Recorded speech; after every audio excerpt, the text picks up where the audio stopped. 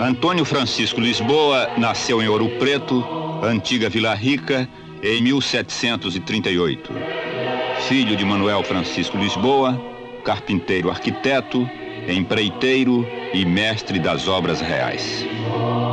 Segundo descrição de Joana, nora do artista, Antônio Francisco era pardo escuro, tinha voz forte, a fala arrebatada e o gênio agastado.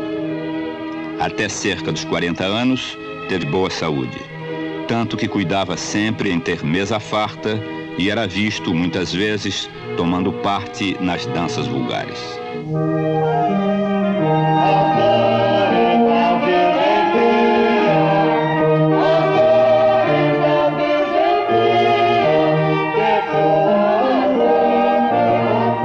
Nascida da busca do ouro e vencido o período inicial de implantação, Vila Rica estava então em sua fase de prosperidade e consolidação, mas não apresentava ainda o perfil que tanto lhe deve. A igreja de Nossa Senhora da Conceição de Antônio Dias, a importante capela do Rosário dos Pretos no Alto da Cruz e a igreja do Pilar estavam sendo concluídas, e a taipa caiada, o pau a pique das fachadas de frontão reto contrastavam com a riquíssima talha dourada dos interiores.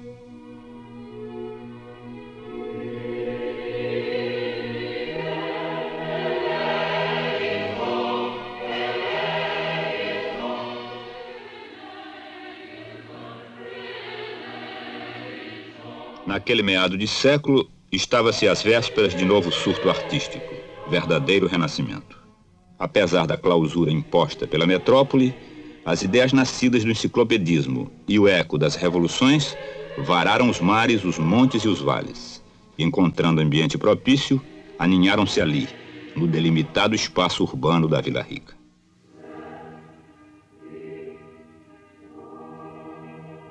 A Casa dos Governadores, vista aqui em seu aspecto primitivo e em sua forma atual, dominava a praça saturada de vitalidade em que conviviam poetas e eruditos, prelados, bacharéis, músicos, arquitetos, pintores, escultores e mestres de vários ofícios.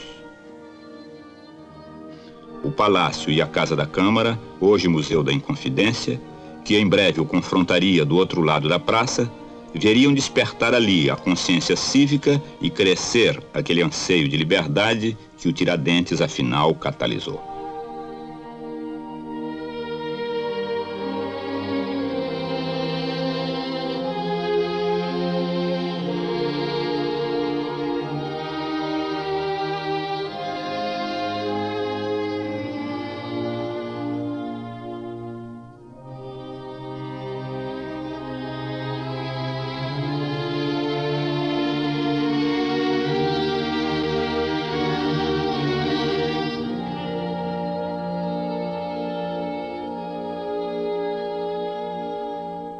O trágico desfecho político não deteve, entretanto, o surto de renovação artística que o precedera de 40 anos com a Capela do Rosário de Mariana.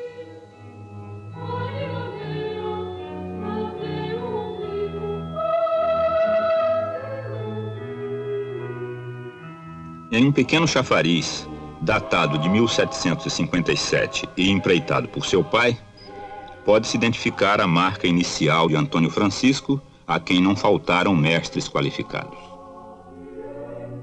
A composição, concebida inovadoramente, abre-se e projeta-se à frente ao mesmo tempo, adquirindo sentido dinâmico, apesar de sua estruturação estática fundamental. O inusitado busto de mulher, coroando o chafariz, é também indício de afirmação da personalidade singular de Antônio Francisco, que tinha então 19 anos de idade. Outro trabalho atribuível a esse período, de 1760 a 1766, é o Oratório de Jacarandá, na sacristia da Igreja de Nossa Senhora do Pilar, em Ouro Preto.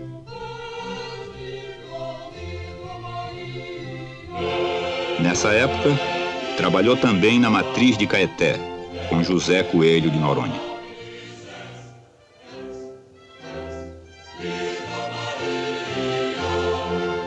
São várias as imagens avulsas cuja autoria se lhe pode atestar. Das mais belas é esta Santana, onde, com refinado apuro plástico, se contrapõem a serena doçura e a tensão premonitória.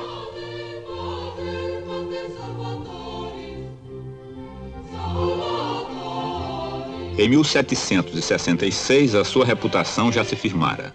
Tanto assim que os irmãos terceiros de São Francisco, esclarecida irmandade que congregava os intelectuais da época, não hesitaram em lhe entregar a responsabilidade de projetar sua capela. Resultou dessa prova de confiança a sua obra-prima arquitetônica, a Igreja de São Francisco de Assis de Ouro Preto.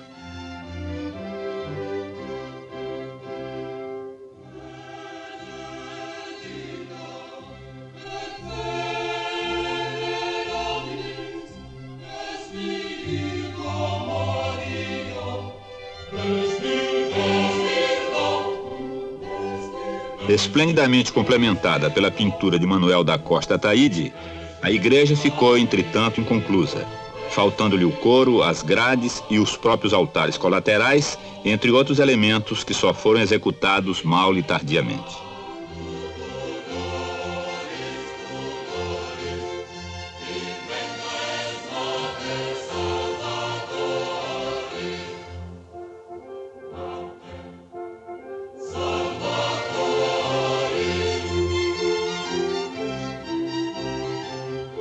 Nos púlpitos, que Antônio Francisco fez integralmente em pedra-sabão, a integração do expressionismo dramático das figuras no elaborado requinte ornamental ao estilo da época tornou-se uma constante em sua obra, caracterizada por essa típica veemência.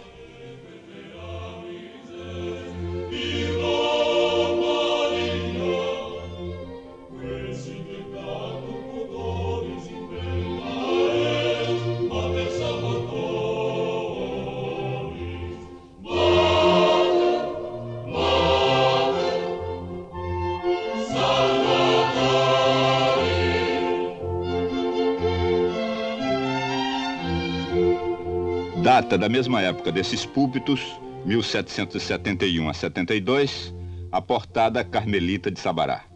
Seguida logo depois pela do Carmo de Ouro Preto, onde, após a morte de seu pai que a projetara, adaptou a composição arquitetônica ao seu estilo pessoal.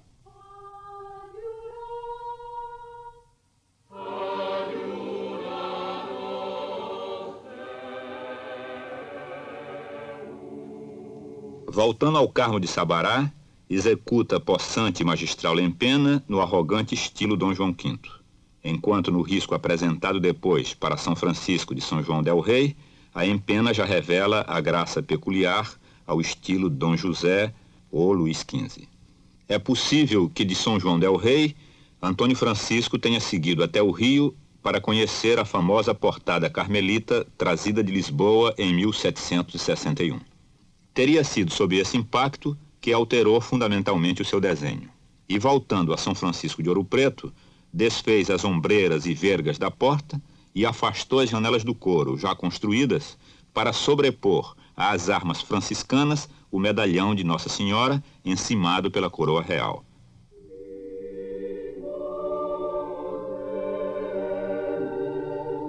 Assim, a Capela Franciscana de Ouro Preto adquiriu a sua feição definitiva. Obra sem paralelo, onde a energia, a força, a elegância e a finura se irmanam, conferindo à criação arquitetônica palpitação de coisa viva. Ainda em Vila Rica, executou depois o belo lavatório da sacristia da Igreja do Carmo.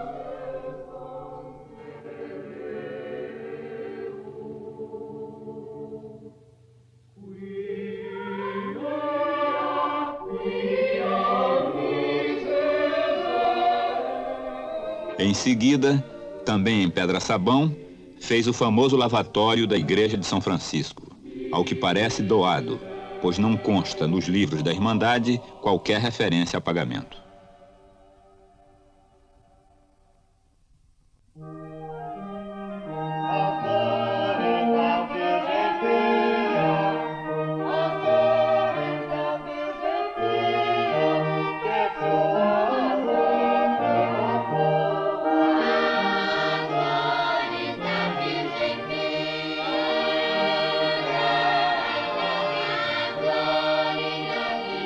Obra-prima comovente, porque foi no transcurso de sua demorada execução que a doença o acometeu e deformou.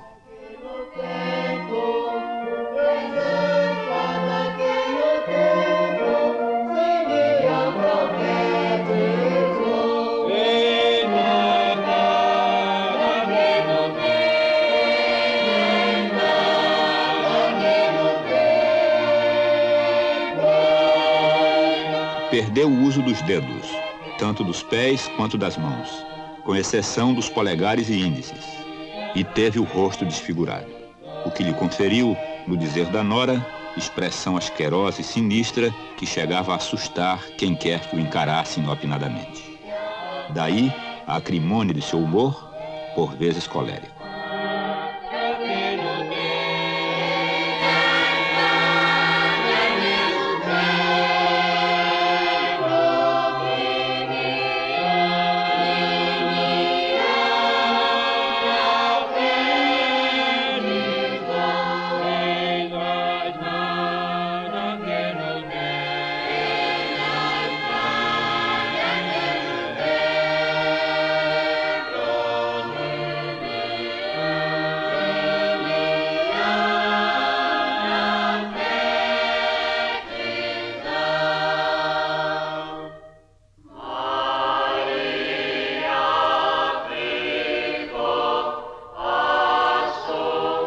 Já em 1777, há registro do que se despendeu com 2 homens para carregá-lo.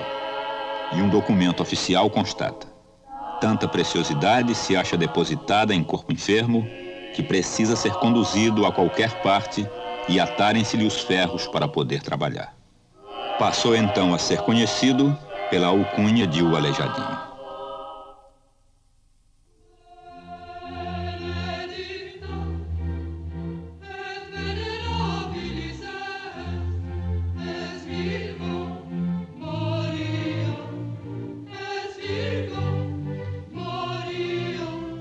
Parece que a doença ainda o apegou mais ao trabalho, pois a sua obra se avoluma e avulta. Concluindo a igreja de São Miguel de Almas, em Ouro Preto, retorna ao Carmo de Sabará, onde faz o elegante coro, a grade, os púlpitos em madeira e 2 imagens.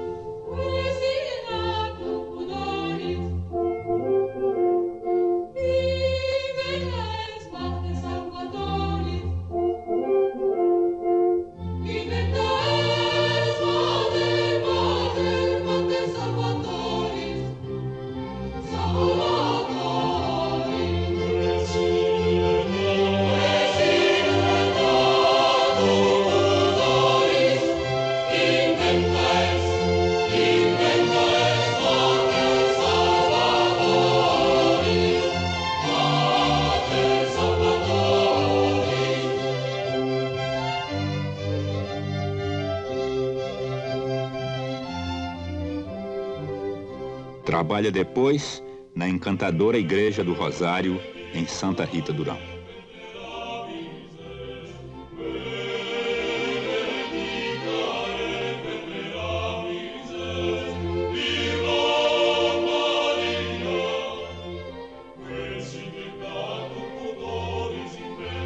Finalmente, concentra-se de novo em sua obra mestra, São Francisco de Ouro Preto.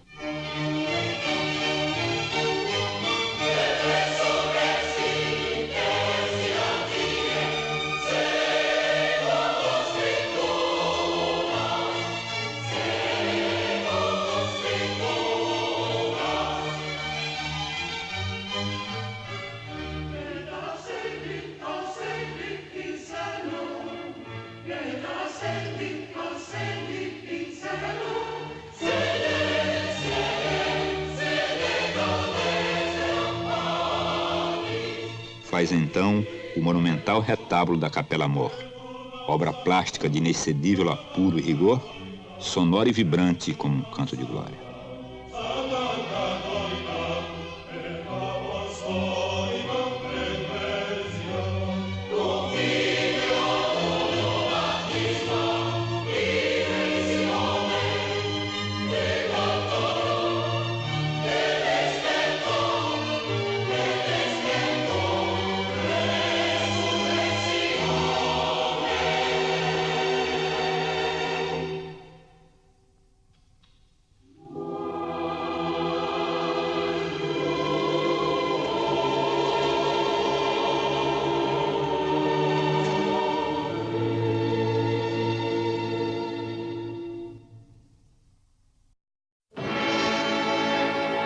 20 anos depois de sua primeira visita, volta a São João del Rei, onde seus projetos foram indevidamente alterados, e trabalha a jornal como de costume.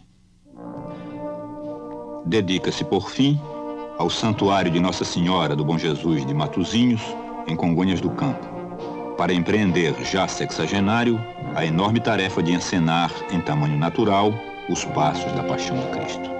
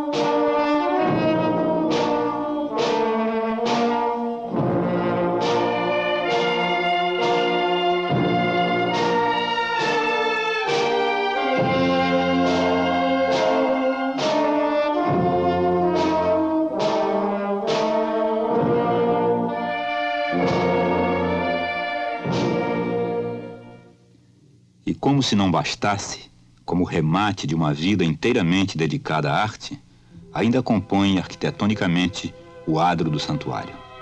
E no ermo da colina, enfrenta novamente os toscos blocos de pedra azulada, de onde vai extraindo, sem lhes roubar a consistência, as figuras bíblicas, gravando-lhes no gesto, nas cartelas e na face, as sentenças proféticas.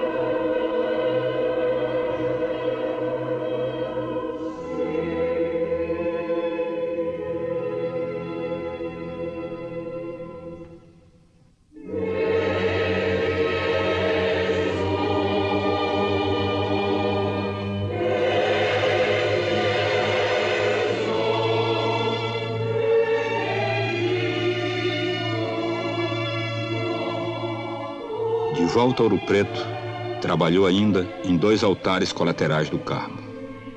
Depois, com o corpo chagado, amargurado e só, jazeu durante quase 2 anos num estrado de tábuas sobre 2 cepos, onde pedia ao Senhor, na sua lenta agonia, que sobre ele pousasse os seus divinos pés.